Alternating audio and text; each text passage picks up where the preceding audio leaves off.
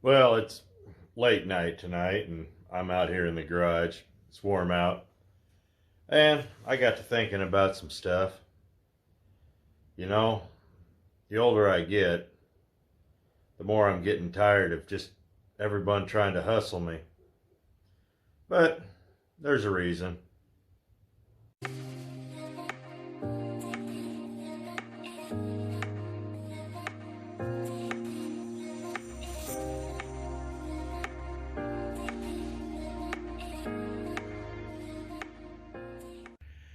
Kind of messing with the Oldsmobile tonight, and this is kind of where we're going to start. Um, and yeah, so people trying to hustle me. I'll explain. I've always been of the opinion that if you're going to hire mechanics, never let them know your experience. Never let them know how smart you are. Never let them know your past, because that's a great benefit to you. And sometimes lately, the last few weeks, especially dealing with the Torino should be back Monday in a couple of days. It's done. I'm just waiting for the invoice to be done. The guy didn't get it done Friday, and I'm not in a hurry. It'll be there Monday. But sitting there dealing, we had some problems with some parts, and I'll go over that in the Torino video. But it's just, sometimes I'm wondering if I'm being hustled, I'm being conned, they're having a joke at my expense, or are they really this stupid? And sometimes I'm kind of starting to think it's the last two. So this is where you kind of got to use a lot of discretion. I've been kind of having a hard time with this video, and really wanted to dispel a few rumors and just show how easily these things can happen. So part of the thing is with the Oldsmobile. Oldsmobiles are unique engines. I'll give you a little history here in a minute, but this Oldsmobile here, that is a 1977 Cutlass Supreme. Not a Cutlass S, it's an actual Supreme. You can tell by the grille and the Supreme badges. And I've had a 76, a 77. I've also had a 77 Buick, was actually my first car. And I know these engines pretty well. I also know the history, because history lesson now, Oldsmobile engines were put in everything. Now you can actually find there was a lawsuit. I'll explain that. So the lawsuit was this. GM got in a lot of trouble back in the mid to late 70s because they were running out of engines. In this Oldsmobile, as well as the Buick, you could get an R code, an H code, or an L code 350. They're all different. The R code is the Oldsmobile, the L code is the Chevrolet, I believe, and the H code is the Buick, or the L is the Buick and the H. No, the L is the Buick and the H is the Chevrolet. I have the manuals here, and I could probably look that up, but you get my drift. Now, they were putting Oldsmobile engines into, in fact, one of the big things that got them in a lot of trouble were Oldsmobile 350s were finding their ways into half-ton Chevy trucks. So it was kind of a weird deal. Now, one of the myths everybody keeps having, and I checked this out, is, and you can check this out too, Oldsmobile engines run backwards. No, they don't. The starter, people think they run backwards because the distributor runs counterclockwise. Is it counterclockwise? Okay, I'll have to show you here. Yes, the Chevrolet engines run clockwise and the Olds engines run counterclockwise. And the Buick engines run clockwise. And I'll show you that here. So there's the Buick 350. There's the Olds 350. And it's also the same as the Pontiac, which is funny because these heads are stamped PMD. But if you'll notice the firing order, they're all the same. And you go over here, this is for a 6781 Camaro. I've had a few Camaros too. Firing orders are all the same. You know, and GM 350s, the distributors all run clockwise. The Oldsmobiles run counterclockwise. Now, what adds to this confusion is that, contrary to a Chevrolet, an Oldsmobile will have the starter, the alternator, and all the and the battery are all on the driver's side versus a Chevrolet where it's all on the passenger side. But if you get out and look, the crankshaft is still rotating clockwise. They're all rotating clockwise. They did not build a specific engine these years for Oldsmobile, because look, I've owned a lot of these cars. My Buick had an Olds engine in it. The only specific things we had to do was get Oldsmobile filters. There was no secret. I replaced the transmission in this. It just takes a TH350, the same as anything else. So when you have these rumors like this, you know, you really have to kind of just, you got to take it with a grain of salt. This is why it's so important for you guys to do your own research. If you had one of these books, these Chilton's books, you would know this. And that's why doing your research with things like this is so important. That's why I have a lot of these books. They all use the same HEI setup. They all have the same firing order. And it doesn't matter if it's a Buick, Olds, Pontiac, or GM, or Chevrolet. You know, the only engines I could find that would run counterclockwise for real were marine applications. And yeah, I don't have any marine engines. But, so that's one rumor.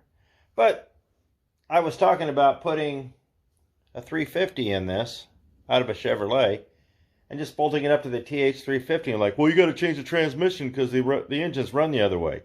And this was a mechanic telling me this. And I'm like, guy, you should know better. So this was why I was thinking, I didn't know if he was sitting there just screwing with me or if he genuinely believed this. And I just kind of was like, nah, whatever, you know. But I've been all over this car.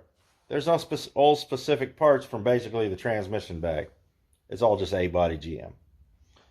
But, you know, that led to other things. So let's talk GM drive shafts. Y'all are making this more complicated than it needs to be. Slide into the car. I'm going to show you something.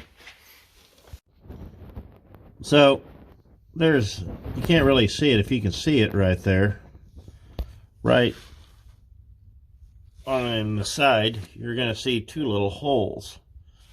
And let's see if we can get the light up in there. Yeah, see that little hole right there?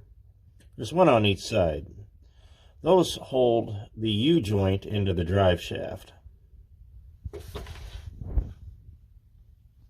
The amount of chaos I've seen of people talking about these, how to get them out, how to deal with them. Guys are like, well, you just have to take it down and send it to a drive shaft shop. And this and that. And, I mean, that's what people say. Send it to a drive shaft shop. They're non-serviceable. You can't fix them yourself. Really? I replace those. You guys are making this more harder than it has to be. How did I replace those? I got a power drill and drilled the plastic out on both sides. Whacked it with a hammer and it came apart. The new U-joints got rear-facing clips, clipped right in. And I'm going to have to replace those here soon too. As you saw, the underside of the car is really greasy. But that's just a prime example, you know, of not having enough information or not understanding what you're looking at. People are going to tell you this. You have to take it in, or you have to have somebody do it, or you have to have this, that, and the other thing, a professional to fix those. No, those are easy. The only thing you have to really worry about is not breaking the drill bit off. But it goes, you get a small enough drill bit, just take it easy. It really just slices through that plastic like a hot knife through butter. And just do it till it bottoms out, pull it out, do it to the other side. There's two of them. And once you get them out, that plastic, boom, it'll knock out. Now, a lot of guys will heat them up and try to melt them out and all that. I don't recommend that. But, you know, if you have your own way of getting them out, I'd like to hear it. So, it's just, don't need to make things any harder than they have to be. Speaking of making things harder than they have to be, let me tell you what happened on a Crown Vic page today. You know, this just really triggered my old man anger. Keep it simple. So, what ends up happening is the guy posts a picture of his brake light was on. His emergency brake light was on. I don't know how to get this off. You know, this, that, and the other thing. And he goes through it, and there's no testing. Guys are like, everybody was suggesting just shotgunning all these horribly expensive parts at this problem. Which I guess in theory, if you're not paying the bill, is fine. But nobody suggested that he actually just pull the e-brake handle and make sure the pedal's up. It's probably what it was. I know if you get it down one notch on mine, that light will come on. It won't activate the brake, but the light will come on. And if it's worn, it might bounce a little bit. Just do that. There's an order here, guys. Why do you have to make things more difficult than they are? You know, it's just, yeah, old man anger. There's something else that happened this week. Well, we were waiting on an air conditioning part. The important thing is when you get older, you need to surround yourself with good people you trust. You know, the people I had do the Torino, I know they've been around a very long time and they do a lot of old cars and they do a lot of good work. But, you know, you kind of get a feeling about people, whether you gel with them or not. Now, remember, these aren't your friends. These are people that you've hired. It's okay to be friendly with them, you know. It gets things done. But we were sitting there working on some air conditioning parts, so I called a very well-renowned man up in Michigan who rebuilds Torinos. And I said, you have one of these pieces. That's what they're waiting on. You know, these air conditioning valves. It's a throttle valve. And he's like, yeah, I got one. Why? He said, well, they're saying they're waiting on one. And I asked them why. They said, well, they had to convert it from R12 to 134. And I called him up and told him that. And he's like, do what? I said, no. Change out the O-rings to the green ones and you'll be fine. It's like, that's all there is? I said, there isn't a diaphragm or anything inside? He says, no, it's fine. You just change the O-rings out. He says, that's what we do. He said, we've never had a problem. So I told them that, and they went off.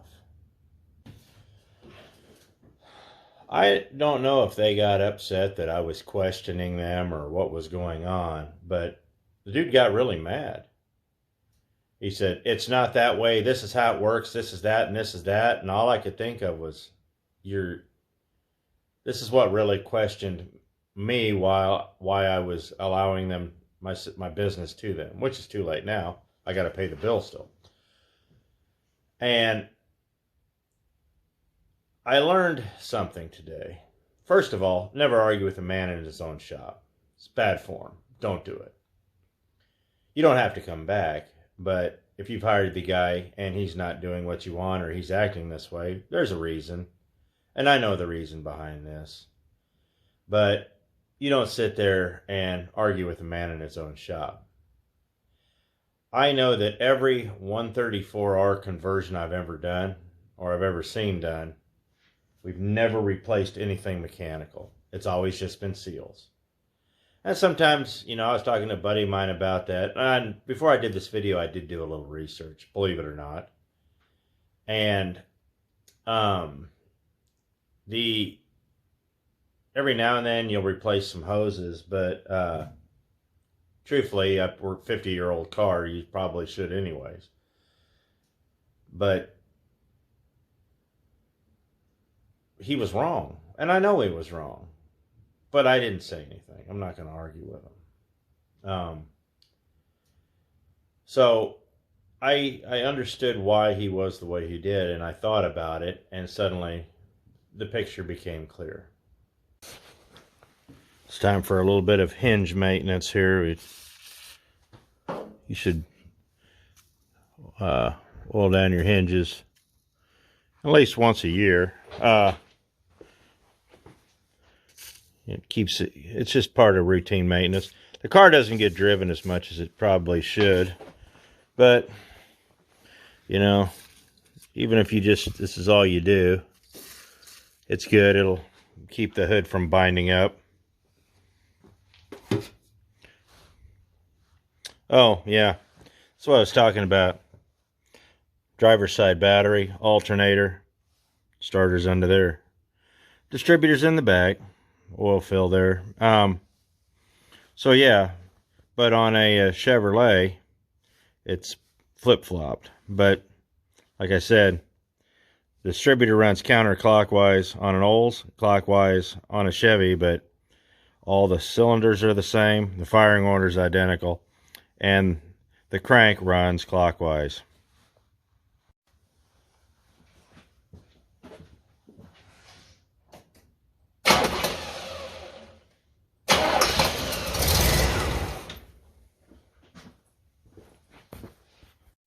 The alternator's driven off the crank, and if it was running counterclockwise, it would spin the other way. And alternators can do that because, well, that's what they do. They alternate. They have alternating current with diodes inside, which create the current, but they push it out one way. That's why they're called alternators and not generators. So, why was the man the way he is? Well, what happens with a lot of these guys is they never grow, they never progress. They get to a certain point and they just stop. They don't allow anything in their thinking, or they don't allow anything to challenge their beliefs. I used to have a guy I grew up with who, even if it was a lie and he knew it was a lie, he'd still argue with you because he didn't want to be wrong. He still had to win the argument. And I have no room in my life for people like that. But you sit there and you challenge these people's beliefs and their core beliefs. Either that or they're just being jerks, which I don't think was the case here.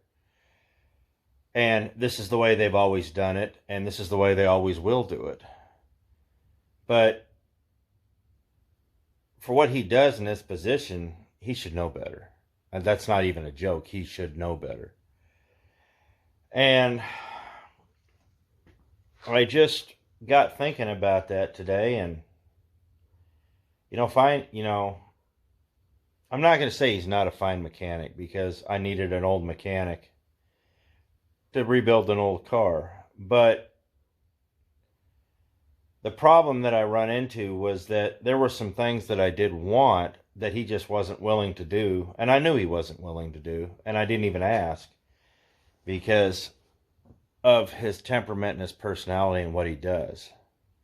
He's in a groove, he's in a rut. This is how it is. This is his shop, and when he retires, that's going to be it. And that's fine. That's more than fine. But I, on the other hand, if I'm paying the bills, I need to find people who are going to do what I want. And that's kind of where we're at. So as we hover over this engine here, you're probably wondering what the point of this whole video was. As time goes on and the older you get, you're going to realize that people that you used to deal with, they come and go, attitudes change. And finding people to do what you want gets harder. And it's been getting harder lately. Especially lately. But even with the old timers, part of the problem that I'm having is, like I said, the world moves on and they're not. In some ways, when hot rodding, that's handy. But in today's age,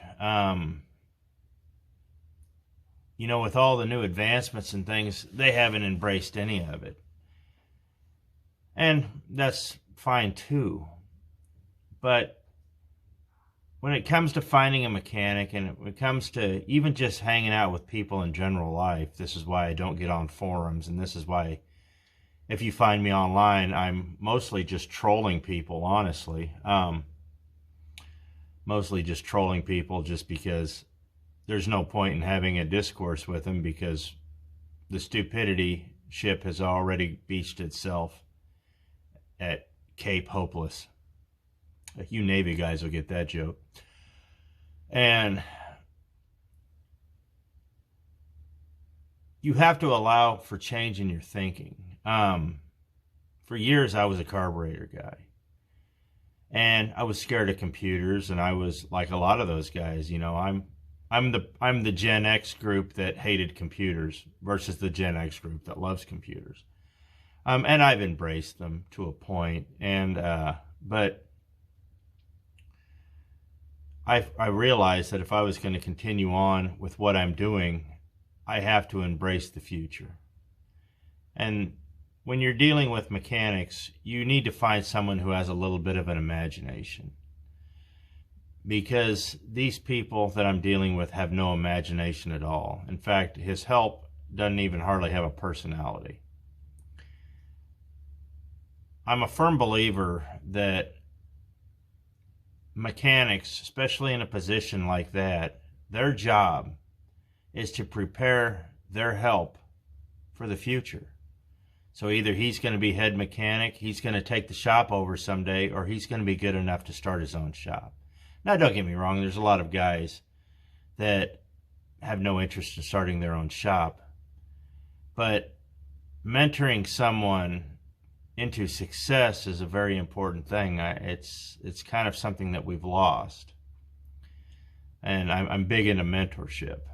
But now it just sounds like I'm rambling. But like I said, you are going to go through a few good ones. You're going to go through a few bad ones. You're going to find one you like and they're going to retire. But the important thing is to do your research. Stop finding your answers on social media. They're not there. I found my answers in those books. The thing was, I've been a mechanic, and that's one of the things I said. I never tell anybody what I was or what I do or anything like that, because I want them to treat me like I'm the dumbest human being on earth.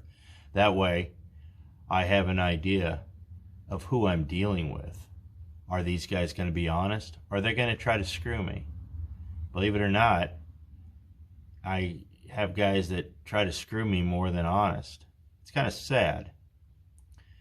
But that being said, be the last one to criticize, be the last one to speak, keep your eyes and ears open, and never let them know how smart you are. Never let them know what you know, because I'll tell you right now, that right there is going to be the game changer.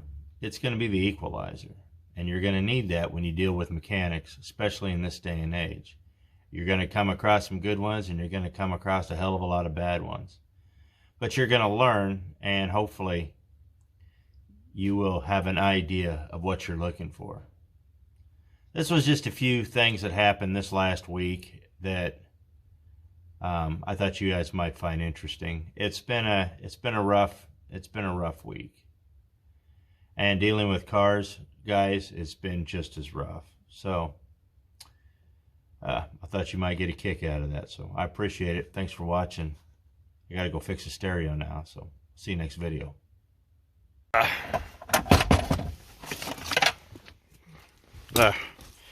This has to go installed